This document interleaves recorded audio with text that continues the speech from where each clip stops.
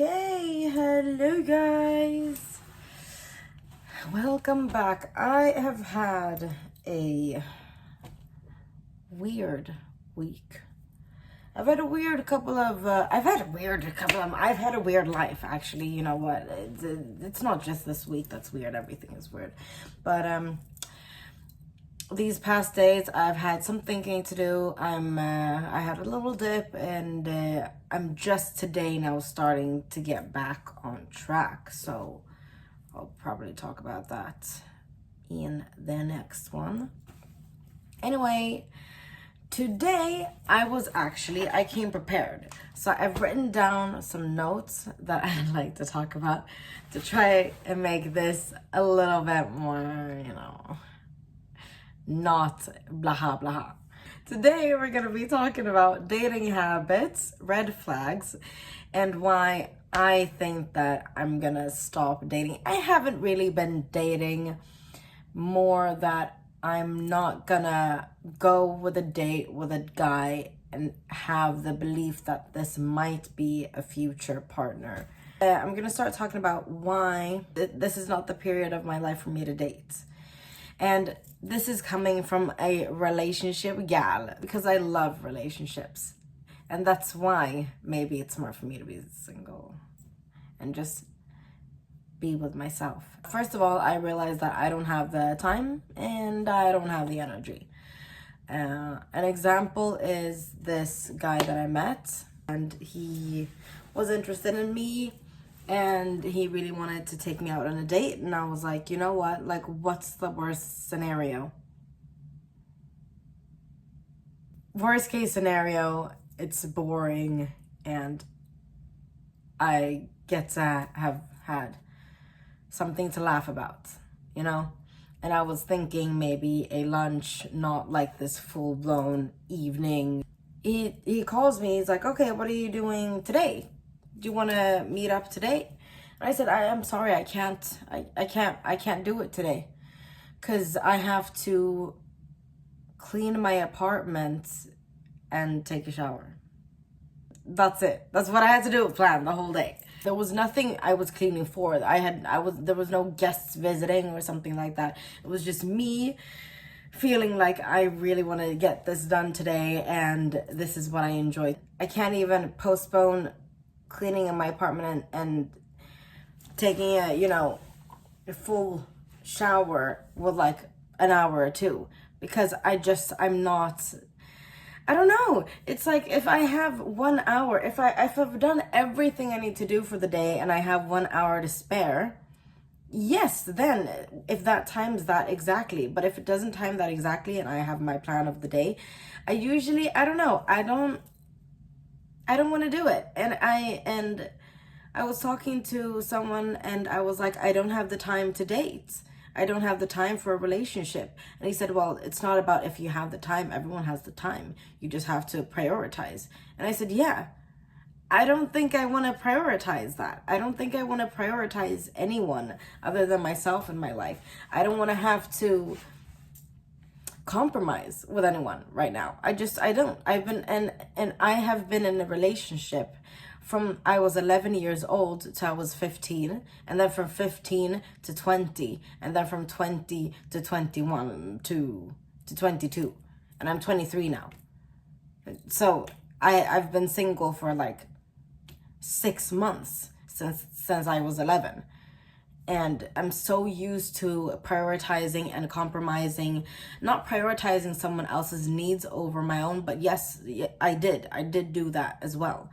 Compromising, why? Why am I supposed to compromise? I love me time, and I thought in some way that maybe I could still have me time and be in a relationship. There is a way to do both. But I don't want to do that right now. My dream guy, my dream partner, I wouldn't be his dream woman, I wouldn't. My dream partner would, have a stable, good job. I'd wish for him to be an entrepreneur. I'd wish for him to have a car and a license. I'd wish for him to own his apartment or to have a savings for owning an apartment later on. I would like him to make a good amount of money so that I know that, and I would like him to be a provider. That's not where I am. You know, I don't have a license and I rent this apartment. I'm realizing that I have a lot more to do before I can be my dream partner's dream partner. I don't want to settle. So why should someone settle for me? Another point, I have had not the best taste in men. I'm not talking about personalities and I'm not talking about looks. I had a tendency to find guys that I felt needed saving. I can't save anyone, and besides, couldn't even take care of myself at the time. Actually, my last ex, my most recent ex, it was after our breakup that I decided, fuck this shit. I don't want to live like this anymore. I don't want to feel like this anymore. I don't want to act like this anymore. And I changed my personality, everything, my mentality. I changed everything. So that was actually what brought me to the tipping points of, I don't want to live like this anymore. I want to live somewhere else. And I've always wanted to live a different and a higher standard that I've been living in. I just didn't do anything about it. So I decided to actually do something about it when me and my ex broke up. It wasn't that long ago I actually did start my healing journey. If I talk to someone online or if I go on a date or two with someone, I get pretty tired of them kind of quickly. You know, it's like, oh, this guy is nice. And I feel like that for like 48 hours. And then I'm like, okay, I don't have, it's boring to answer. The conversations are drying out and it's not just them, it's me too. You know, I'm kind of dry when I'm texting because I'm just not interested in. Right. And regarding where I'm at in life as well, comparing to what my dream partner would look like, I'm not looking in the right places. I'm not hanging out at a potential place where I would find my partner. I have been hanging out at my girlfriend's bar, which is a high-end place. It's really nice. And I've been hanging out by the bar, not looking for someone, but because, you know, restaurant business, we support each other. So we come to each other's workplaces and we sit there and chit chat and relax and have a good time. And I don't want to meet my partner at a bar, no matter what bar. I would love to meet him in, like, I don't know, a pottery class or events and environments where my dream person would be. Right now, I'm not going to those places. So why look for anyone outside of those places? Yeah. You know, I was looking at, oh, I love them. They're so funny. Shits and Gigs, they're called. They also have at least 2 or 3 different YouTube channels as well. And I've been looking at them quite a lot recently, actually, because they're hilarious. And James was like, you know what I love to do? I get this obsession. And I love to find something that I know I'm gonna be like shit balls terrible at, you know? I want to be completely a failure at what the new thing that I found, right? And I want to, and then his obsession is to rehearse and rehearse and rehearse and work on it and work on it and work on himself until he becomes like really, really good at it. Not like a pro, but yeah, sort of like a pro. So he was talking about that when he was younger, he wished for a pogo stick for Christmas and he got a pogo stick, right? And the first like 2 or 3 weeks, he couldn't even jump once. And then he practiced for like a year and a half, I think. And then he got really, really good at it. And that's his obsession. And I'm like, whoa, I love that mentality. And I've had a really hard time with that mentality because I am a people pleaser and I've hated to fail at things. But trying to see it from another perspective and finding something that you just suck at. You're the worst. You're terrible at it. And then perfecting that, ooh, so fun. Also, a tip for dating, if you want to date, is my mom always says that if you go on a first date, do not dress up, do not put makeup on if you're not a person who puts makeup on daily. But my mom, she doesn't wear makeup. She's like, I went dressed like whatever. She was like wearing, I don't know, like tights and a dress, just really, really casual. She's like, the first date, always really, really, really casual clothes.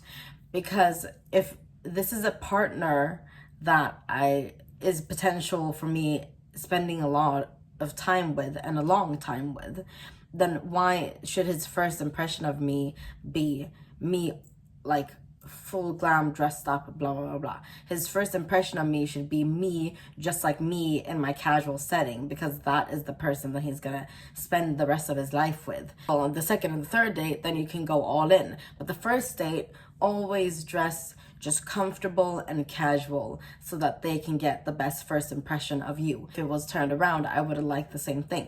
I don't want my potential partner showing himself off as more than he is on the first date, because then you're just set up for disappointment after that. It's better to see that and then know that that can get better. So that's also a dating tip from the dating world. Newfound red flags. Most of them are quotes and they're taken from my experience. There are probably lots more, but let's roll. So, red flags. First one, when a guy says, can you teach me how to cook or clean? Can you teach me? I don't know how to do it. Can you teach me? I don't have to teach you to do a damn thing. You should be able to take care of yourself. I want someone who is able to cook for themselves, to take care of themselves, make themselves healthy meals. When someone says, can you cook for me? No, I can't. You are an adult. I'm not going to teach you how to do anything. That for me is a red flag. Someone that can't take care of themselves, how are they supposed to take care of me when I'm pregnant or when we have kids or just me in general? Right, seeing the potential in men is a red flag. If you are always looking at potential in men, that is a red flag for you. You need to change that.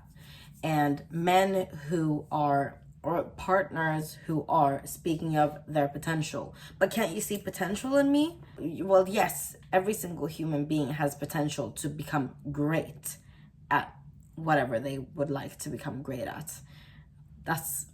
Hello. We're floating up in space. We're building airplanes. We're building a house. I don't know how to build a house. I have no clue how to build this apartment. No clue. But some person did that. And I too have the potential to learn how to do that and to be able to build this. I choose not to because that's not my interest. But everyone has potential.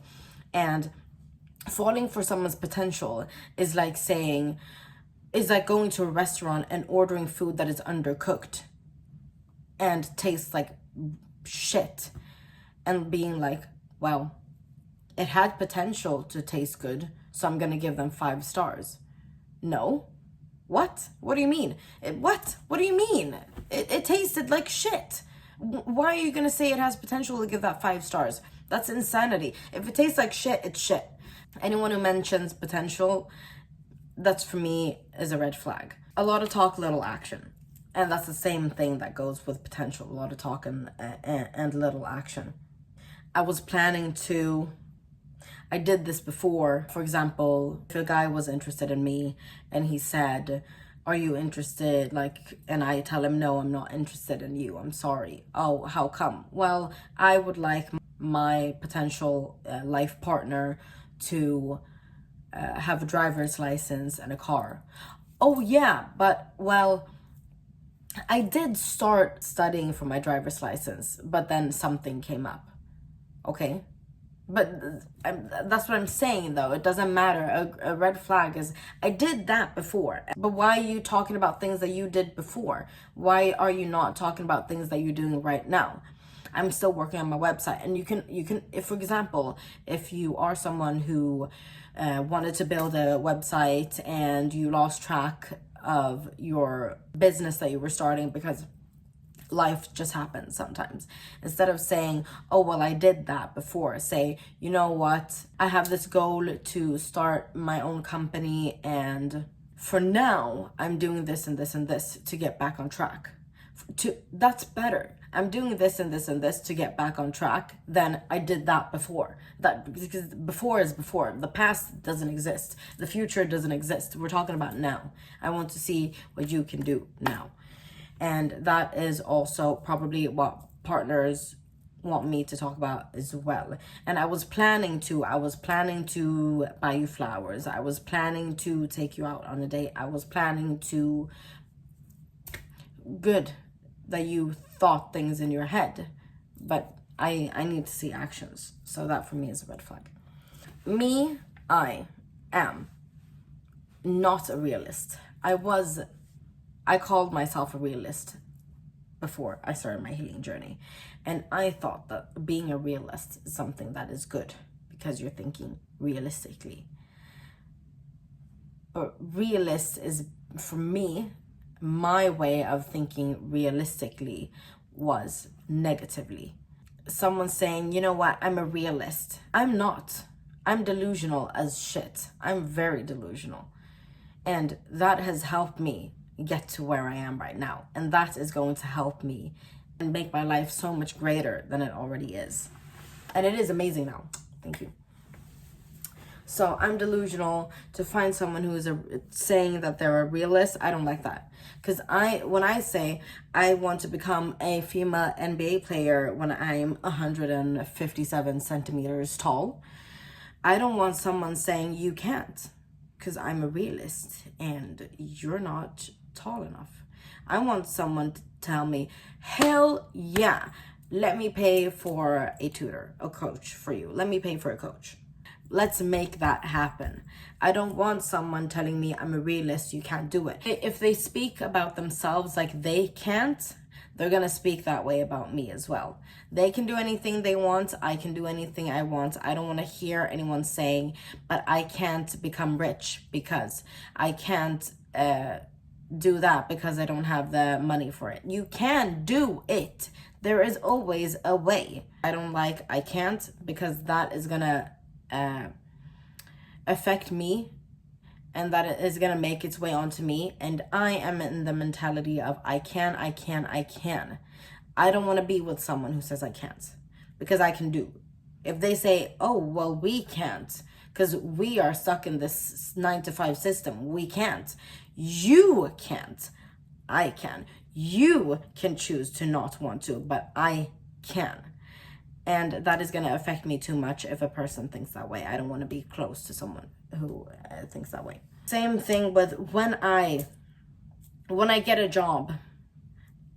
When I get my job, I will start studying for my driver's license. When I get my driver's license, I will start saving up for a car. When I get a car, it will be easier for me to take us out on dates.